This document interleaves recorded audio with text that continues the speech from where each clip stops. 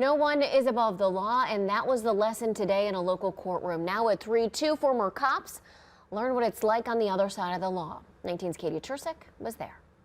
A day of reckoning for 2 former East Cleveland police officers, a community betrayed and an oath broken. Both men are convicted of accepting bribes in summer of 2018. Now they'll pay the price behind bars. The two of you have set aside your oath, your promise, your obligation, your commitment to your profession as police officers, and disregarded the respect and honor that this position holds. Vaughn Harris will spend the next 2 years in prison. The 54-year-old served as an officer for more than 2 decades. He wasn't a police officer at the time of the crime, instead a football coach.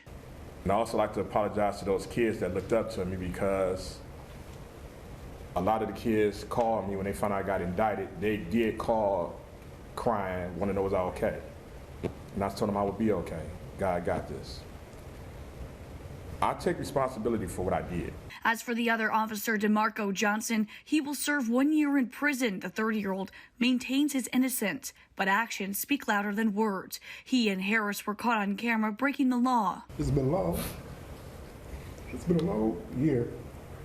Y'all stuck with me. A lot. And I've always been a good person.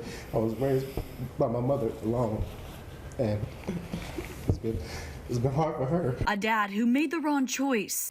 During the sentencing, several people spoke on behalf of the officers, said that they were great role models. What they did was out of their character.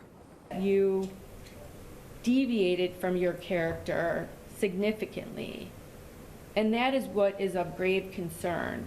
And again, it casts such a negative light on your profession, and then causes others to question and become suspicious of others involved in your profession. A lesson that no one is above the law. In Cleveland, Katie Tursik, 19 News.